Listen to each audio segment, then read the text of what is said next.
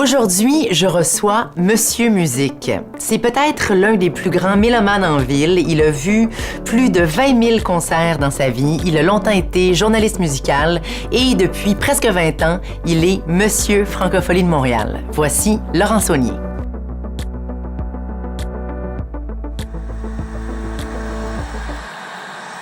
Salut Laurent Saunier. Comment vas-tu? Ça va très bien et toi? Tranquille. T'es un des plus grands mélomanes que je connaisse. Ah, c'est gentil. À quel moment c'est arrivé dans ta vie? Est-ce que tu as toujours été comme ça? Le déclencheur, je pense. Oui. Enfin, le plus loin que je me rappelle. Ça devait être à l'Expo 67-68, quelque chose comme ça. J'étais super jeune, sur les épaules de mon père. Je me rappelle très bien avoir vu Robert Charlebois chanter Tout écartillé lors de l'enregistrement d'un show de télé qui s'appelait le Donald Lautrec Show à l'époque. Oui. Boum! C'est arrivé là. Oui. Ça m'est tombé dessus. Est-ce qu'il y a eu d'autres choses avant? Ça se peut, garde, je sais pas. Mais pour moi, là, ça, là, il y a la borne et avant là. Avant et après. Ouais. Et tu as décidé d'abord d'être journaliste musical? Est-ce que j'ai décidé? OK, c'est ça. C'était pas une décision. Ben, oui. À quelque part, oui. À quelque part, oui. Mais je me souviens surtout, à l'époque, d'être un peu à court d'argent pour payer un loyer, puis chercher une façon vite de trouver un 100$ à quelque part. Oui. Parce que je connaissais ça.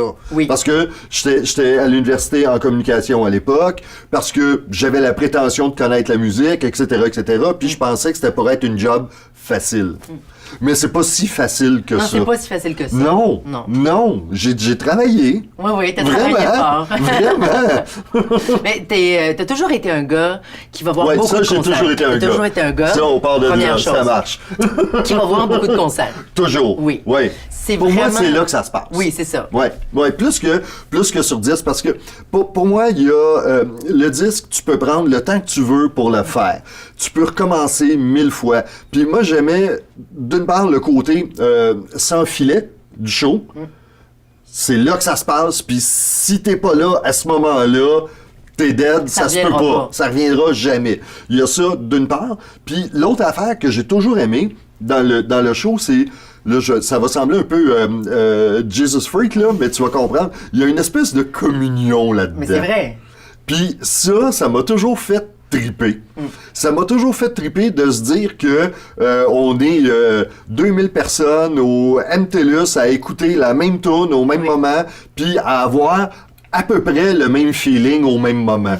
Je trouve ça super le fun. C'est très fort. Et on était passé de celui qui raconte les concerts à celui qui les programme, qui les organise, qui les met sur pied. Pourquoi tu as eu le goût de traverser cette clôture-là? Non, ben, j'ai jamais Encore là, t'as pas décidé de devenir journaliste. Non, mais c'est vrai. T'as pas décidé de devenir non plus programmateur.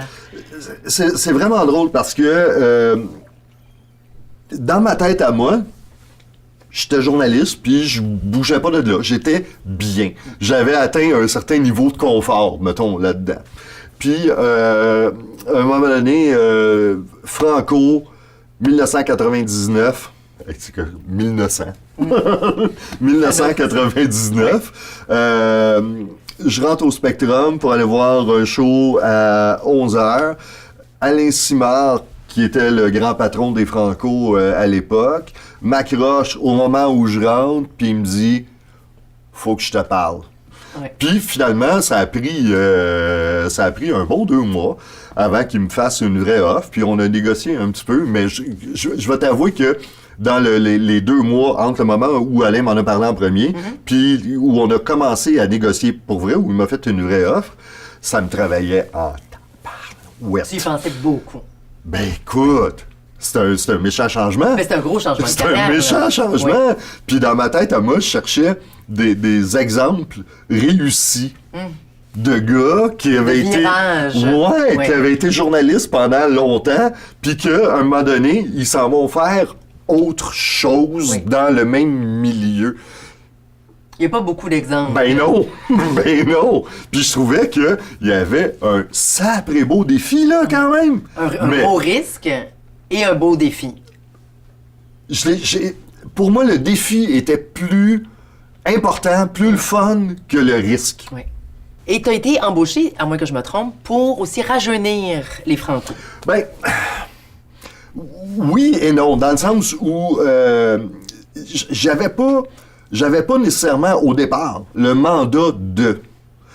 J'ai décidé avec Alain de. Oui, de le faire. On a décidé ensemble que c'était ce qu'il fallait faire pour la survie des Franco.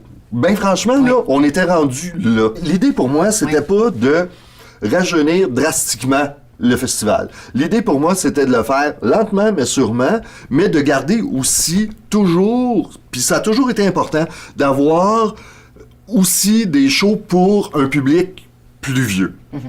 Ça a toujours été important. Faut diversifier les publics, c'est ça. Oui.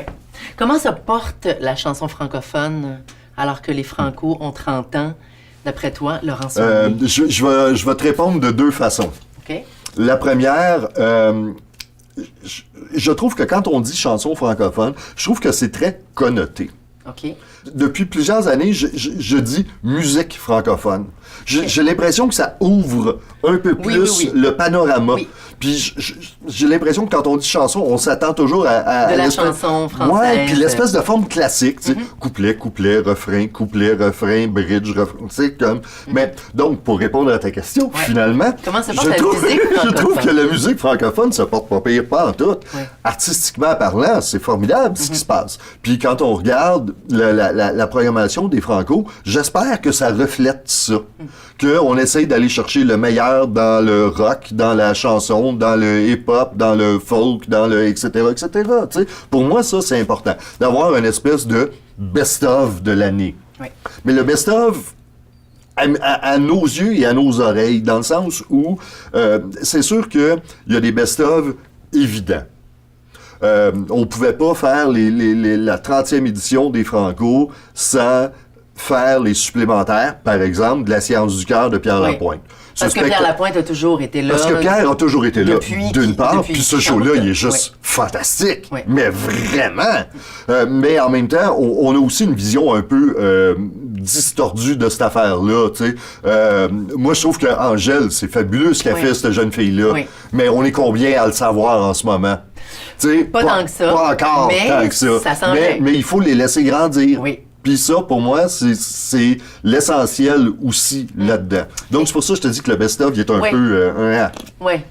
Mais quand je t'ai demandé aussi comment se porte la musique francophone, c'est qu'il me semble, c'est des périodes. Hein? Il y a des périodes où on chante un peu plus en français, des périodes où globalement, on chante plus en anglais. Et en ce moment, j'ai l'impression qu'on est dans une belle période où...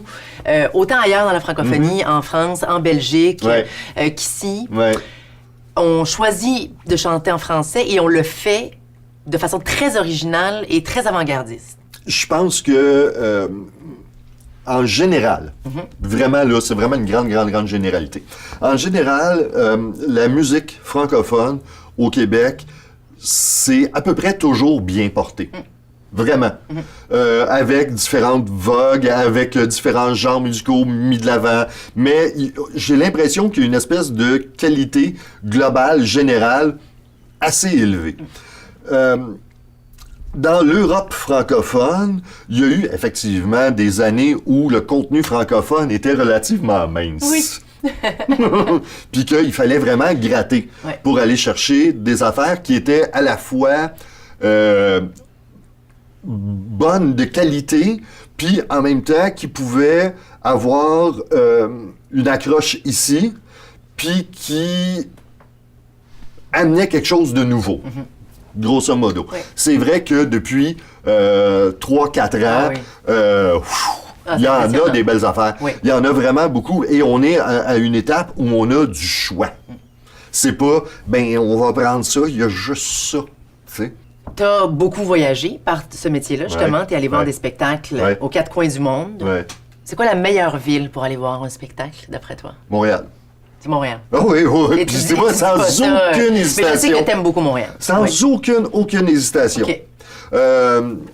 Je trouve que, règle générale, encore une fois, le public montréalais est un public fantastique. Mais vraiment, tu sais, puis on l'entend souvent. Tu sais, il y a plein de chanteurs, d'artistes qui viennent de partout dans le monde qui le disent. Et je pense sincèrement qu'ils ont raison. Vraiment. Oui. C'est quoi un bon show? Ouf! Ça dépend de qui, ça dépend quand. Il y a plein de facteurs, mais l'adéquation, le bon artiste dans la bonne salle, la bonne journée, à la bonne heure, avec les bons amis et la bonne ambiance, c'est ça un bon show. Oui. Puis il y a plein de facteurs là-dedans que tu peux juste même pas contrôler. Ils sont incontrôlables. Puis si t'es pogné pour aller voir Kendrick Lamar, je dis ça juste parce que t'en parlais tantôt avec Pierre, mais tu sais, si t'es pogné pour aller voir Kendrick Lamar un lundi soir, ben tu y vas le lundi soir, puis ça se peut que ce soit le meilleur show de ta vie. Pareil, même si, idéalement, le jeudi, ça aurait été tellement plus le fun. Oui. Fait qu'il y en a pas, tu sais. Il n'y a pas de recette tout faite. C'était toujours autant de plaisir à courir comme ça d'un spectacle à l'autre. Ben, oui. Oui. Ben oui. Ben oui. Si t'as pas de fun, arrête, fais d'autres choses, là. C'est pas grave. Il y en a plein d'autres qui veulent ta place, là, tu sais. Pas grave. Aller servir des bières au cheval blanc à place, tu sais. Si un jour je te croise au cheval blanc, en train de servir des bières, je vais me dire « Ah, voilà, Laurent était tanné. » C'est ça. Alors, je crois que un des meilleurs spectacles que tu as vu de ta vie, c'est celui de Bashung. Je fais partie des privilégiés, je pense. J'ai eu la chance de découvrir Bashung alors que moi, j'étais assez jeune et que lui était encore en début de carrière à l'époque de Vertige de l'amour. Puis c'est quelqu'un que j'ai toujours suivi. Mais j'ai plein de beaux souvenirs de Bashung en concert. Je l'ai vu, je sais même plus combien de fois. Mais pour moi, si il y a un moment, vraiment, là, Franco 2005, si je me souviens bien, ou 2006 peut-être, on avait fait 2 soirs au Métropolis, qui était une carte blanche à Bashung. Et c'est lui qui avait décidé de tous les invités qui étaient sur cette soirée. Et il avait amené avec lui, entre autres, Christophe. Et la veille de leur premier concert, j'étais allé les accueillir. Ils prenaient un verre dans le bar de l'hôtel le Hyatt. Christophe se penche vers moi et il me dit tu saurais où trouver les partitions de la chanson Frédéric. Là, je regarde, je fais Frédéric de Claude Léveillé, là. Ouais, c'est ça, de Claude Léveillé. Je dis, ben oui, c'est facile. Il dit, on aimerait beaucoup, Alain et moi. Je dis, OK, parfait. Je leur trouve les partitions, je les fais envoyer au Métropolis, tout ça. Et le soir même, Alain Bashung, Christophe chante Frédéric de Claude Léveillé. C'est tout ce que j'ai à dire. Oui, c'est correct. J'en revenais juste même pas. Je savais pas que cette chanson-là avait voyagé tant que ça. Je savais pas que les Français connaissaient cette chanson-là. Oui. Un disque que tu aimes beaucoup, c'est difficile de faire des choix là, quand on écoute beaucoup de musique. Marvin Gaye. C'est... ouais. Pour moi, c'est l'essence de la musique américaine, c'est Marvin Gaye. Particulièrement l'album qui s'appelle What's Going On, bien entendu, qui est un classique parmi les classiques. Oui. Puis les plus aventureux dans l'œuvre de Marvin Gaye devraient quand même essayer de trouver un disque qui s'appelle Vulnerable, qui est un album que peu de gens connaissent parce qu'il est sorti longtemps après sa mort, mais Vulnerable, c'est de la musique de Dieu. Et un film, Ghost Dog. Ouais. Je suis pas quelqu'un qui a une grosse culture cinématographique, vraiment. Mais je trouve que Ghost Dog, pour moi, c'est du vrai cinéma. C'est-à-dire que c'est des images et du son qui parlent.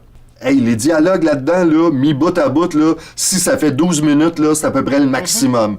Mais il y a de la musique à peu près tout le long. C'est Reza du Wu-Tang qui a fait la musique. C'est Jim Jarmusch qui a réalisé le film. Les images sont magnifiques. mais c'est surtout qu'il y a un acteur génial, Oui. mais vraiment génial. Il fait rien là-dedans.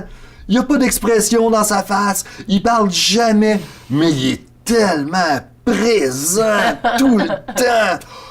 Ah, c'est un film extraordinaire. Merci, Laurent Saunier. Ben, ça me fait plaisir.